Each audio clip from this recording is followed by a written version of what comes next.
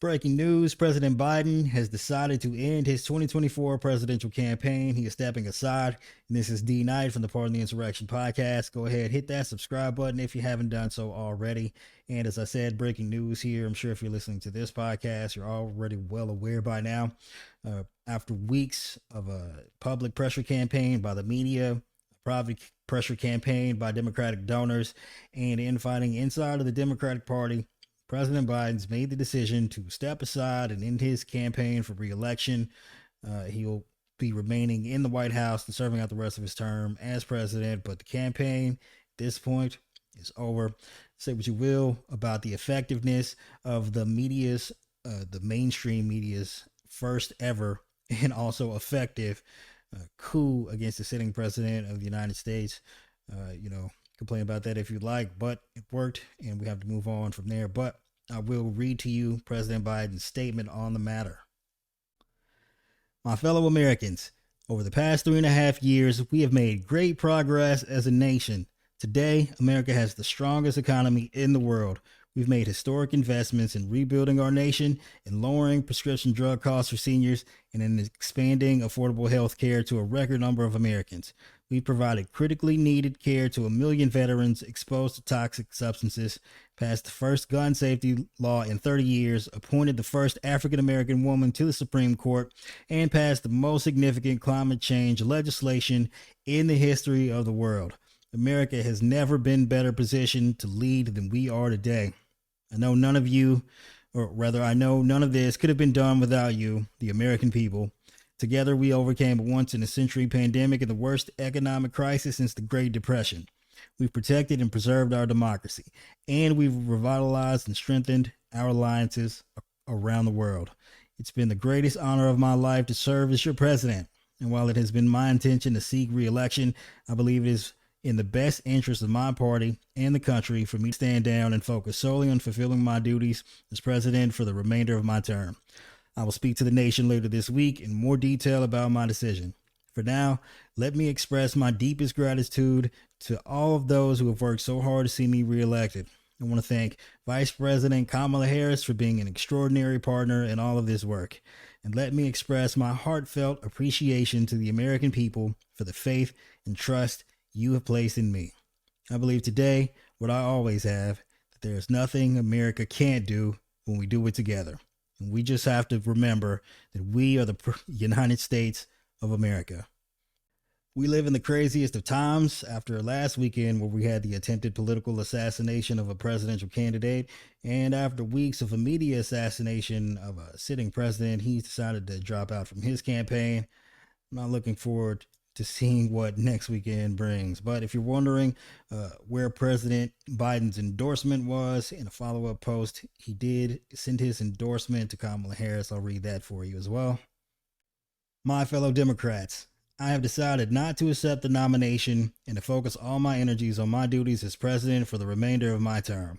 My very first decision as the party nominee in 2020 was to pick Kamala Harris as my vice president, and it's been the best decision I've made. Today, I want to offer my full support and endorsement to Kamala to be the nominee of our party this year. Democrats, it's time to come together and beat Trump. Let's do this. Former President Bill Clinton and former Secretary of State Hillary Clinton also put out a statement as well upon hearing the news of President Biden stepping down, and they also shared their endorsement of Kamala Harris. I'll read that statement for you as well. President Biden has capped his extraordinary career service with a presidency that has lifted America out of an unprecedented pandemic, created millions of new jobs, rebuilt a battered economy, strengthened our democracy, and restored our standing in the world. By any measure, he has advanced our founders' charge to build a more perfect union and his own stated goal of restoring the soul of our nation. We join millions of Americans in thanking President Biden for all he has accomplished, standing up for America time and again, with his North Star always being what's best for the country. We are honored to join the president in endorsing Vice President Harris and will do whatever we can to support her. We've lived through many ups and downs, but nothing has made us more worried for our country than the threat posed by a second Trump term. He has promised to be a dictator on day one, and the recent ruling by his servile Supreme Court will only embolden him to further shred the Constitution. Now is the time to support Kamala Harris and fight with everything we've got to elect her. America's future depends on it. President Obama, who President Biden formerly served under as vice president, also put out a statement. Of note, he did not send an endorsement Kamala Harris's way, but I'll read that statement as well. Joe Biden has been one of America's most confidential presidents and as well as a dear friend and partner to me. Today, we've also been reminded again that he's a patriot of the highest order. 16 years ago, when I began my search for a vice president, I knew about Joe's remarkable career in public service. But what I came to admire even more was his character, his deep empathy and hard-earned resilience, his fundamental decency and belief that everyone counts. Since taking office, President Biden has displayed that character again and again. He helped end the pandemic, create millions of jobs, lower the cost of prescription drugs, and passed the first major piece of gun safety legislation in 30 years, made the biggest investment to address climate change in history, and fought to ensure the rights of working people to organize for fair wages and benefits.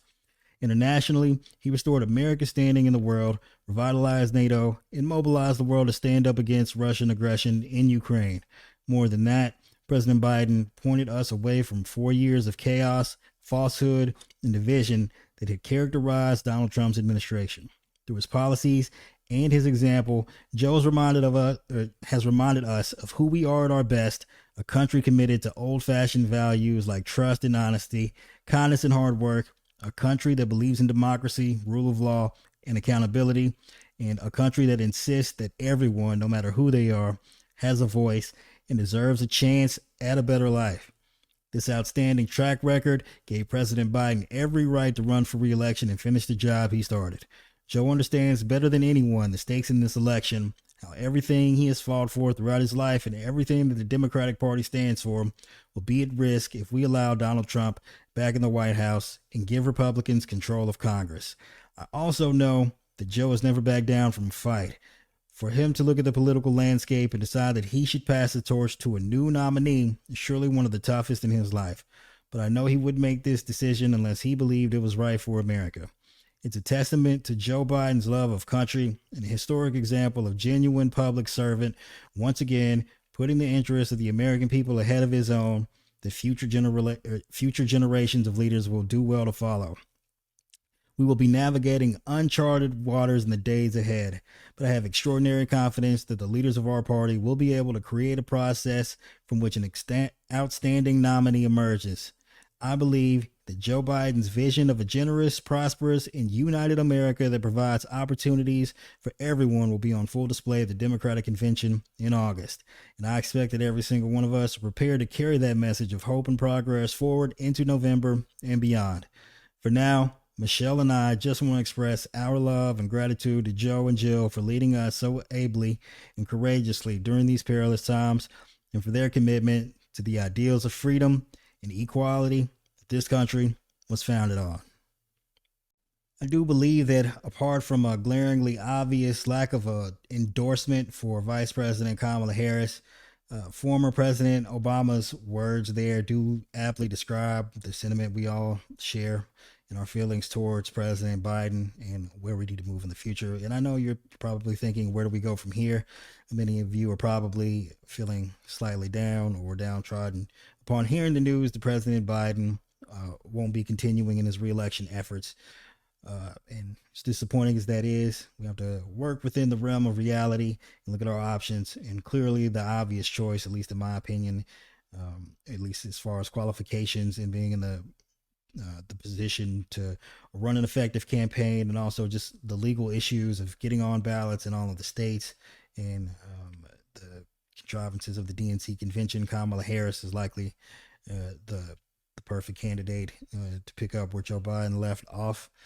Also, with Trump's advanced age and his apparent continuing cognitive decline, as well as his legal issues where he was convicted on multiple felony counts just a month or two ago, it's fairly clear here that the mainstream media isn't going to give a Democratic candidate a fair shake or fair coverage, for that matter, as we've seen with President Biden here over the past month, or President Biden back in 2020 for that matter, as well as Hillary Clinton back in 2016. It appears as though mainstream media has decided that Trump is good for their ratings, and through that, good for their finances, and they're going to contribute to this 2024 election in ways that they see beneficial to themselves and not you or I or the public or democracy. And with that, I would say not that you should cut off mainstream media, never watch another network show, or never consume another major media outlets, print journalism. But I do suggest that if you do care about the state of our democracy, that you support independent media that's not wholly owned by right-wing billionaires or wholly owned by the wealthy donors to either party, for that matter. And you support your independent media here, like Tennessee Brando, like Minus Touch, like myself here, Pardon the Insurrection. And if you could, subscribe to my podcast, Pardon the Insurrection, available everywhere podcasts are found, also here on YouTube. And with that, I'll leave you an ad that shows some favor and focus on Vice President Kamala Harris. Sick of this? Well, think about this. He's a world leader in temper tantrums. She never loses her cool. She prosecuted sex predators. He is one. Grab him by the... She shut down for-profit colleges that swindled Americans. He was a for-profit college. At Trump University, we teach success. Literally. He's owned by the big banks. She's the attorney general who beat the biggest banks in America and forced them to pay homeowners $18 billion. He's tearing us apart. She'll bring us together. This is Trump. And in every possible way, this is the anti-Trump. So if that's what you're looking for in your next president, there's really only one: Kamala.